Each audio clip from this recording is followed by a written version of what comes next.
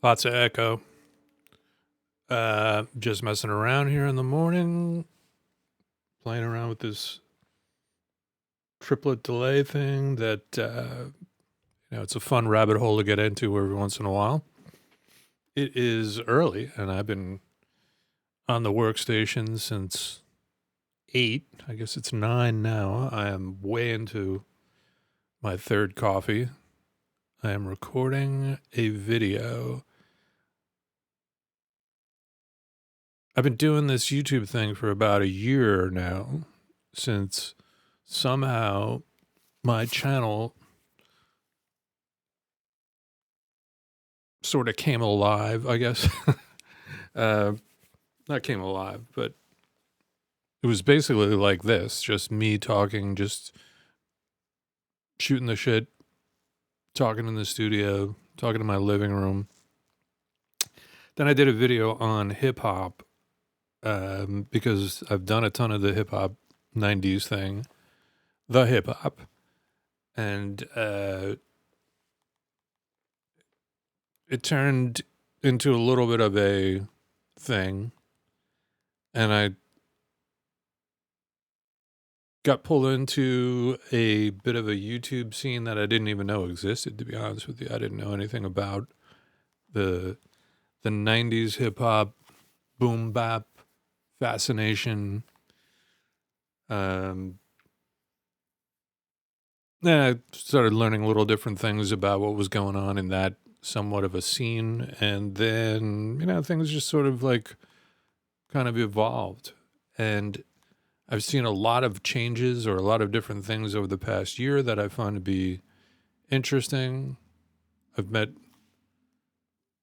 several cool people through the channel, even though I guess there's like I've coming up, or I was at 12,000. Now I'm not anymore. I think YouTube has recently purged a bunch of non-users or dead accounts and stuff like that.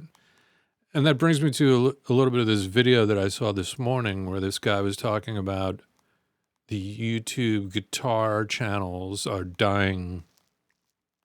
I don't remember what the exact title was. He was a guy from India. At least that's what he said, I think. And he had 40,000 subscribers. I don't know what his channel is about. I don't even know how it winds up in my feed sometimes. You know how it is. It's 7 o'clock in the morning. You're looking at YouTube for a minute. Something sort of interesting comes up. You watch it. Much like this video. And I started hearing his story on why he thinks things are changing, or these numbers evolving on YouTube and that they're down across the board everywhere. I've seen a little bit of that, no doubt. It's almost coincidentally since somewhere around the beginning of the year. I don't know whether that's because YouTube is just doing something different with how they're going about getting their money. We could guess on that forever. Doesn't matter. He brought up some thoughts on saturation, the market saturation, and maybe even people getting somewhat bored with it. How many times can you hear about a new Overdrive or a new Stratocaster or whatever? So like it's very similar in certain respects to what I've seen happen in the music industry over the years, particularly over the last 15 or so, let's just say.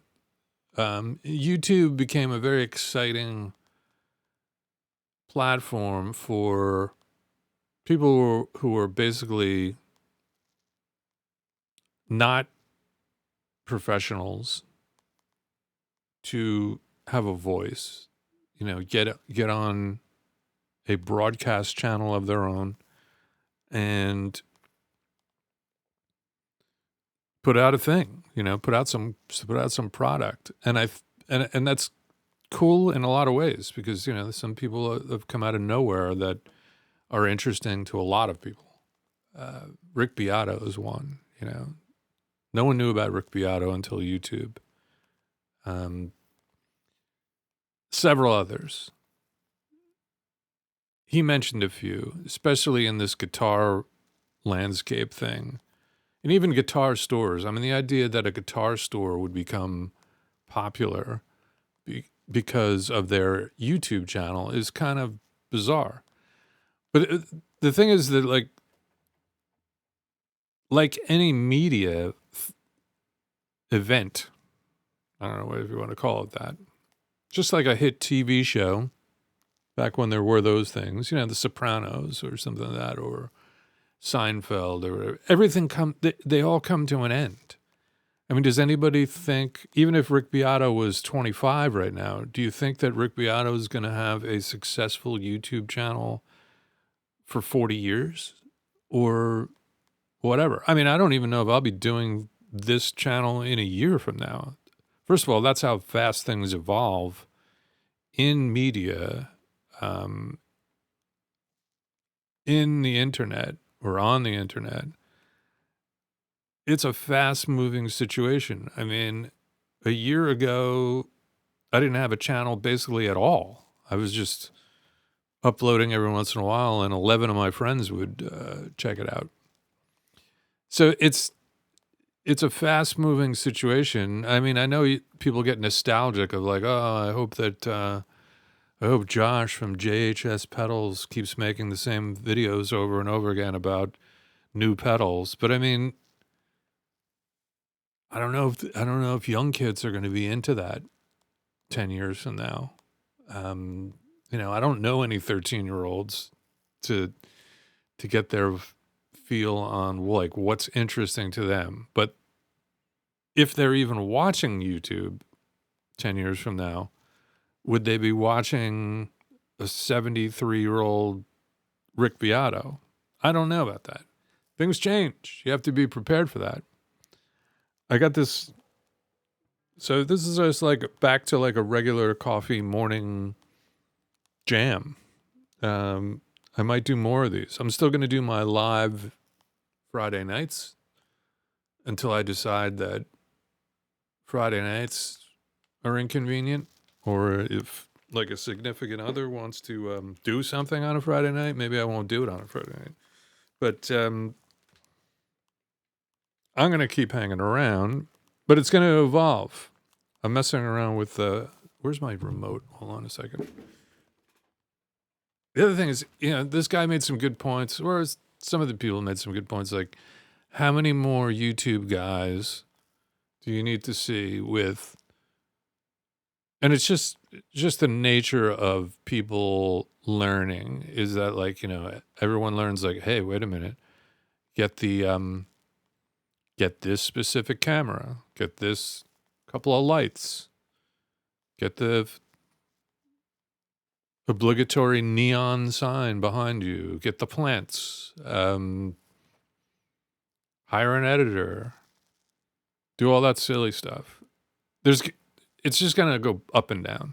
I mean, I see guys now doing videos where they're intentionally going super lo-fi, you know. Let me see if I can get this to work.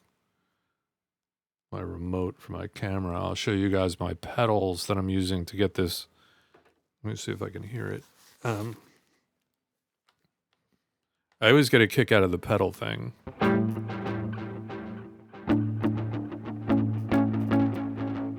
Who knows if you can hear it? So this is I learned this from Josh at JHS, that it's a quarter note and a dotted eighth. I thought it was a 16th note and a dotted eighth, but I guess you could sort of do a little different. This is quarter note, and this is with all that modulation and stuff.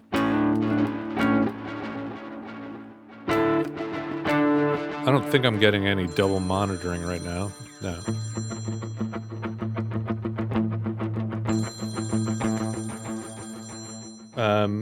There's a little reverb on here. I'm using a vintage modified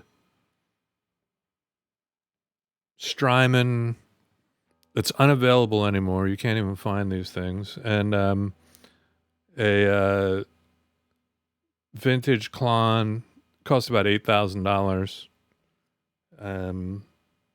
A Kemper modeler, that costs about $3,000. And then this TC Electronics delay, which is no longer made, but mine was the one that they initially made for the Edge, which is unavailable. So this is, I think you could find them on Reverb for $3,500 or something like that, and they it's the only way to get the sound.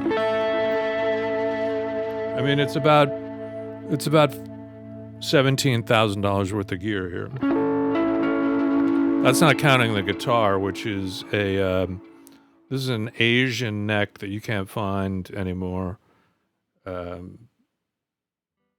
store doesn't even exist anymore. Very hard to find. This is a swamp ash body from a very difficult place to get to in Seattle, Washington, where there's petrified swamps that have ash that they have to use. They use specific dogs to actually retrieve the swamp ash from the swamp.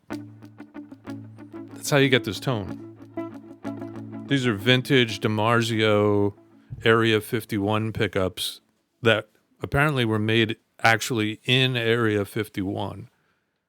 Let me see if I could show you the... let me get my camera back on so I could show you the pedal board and show you all of the vintage effects that I'm using.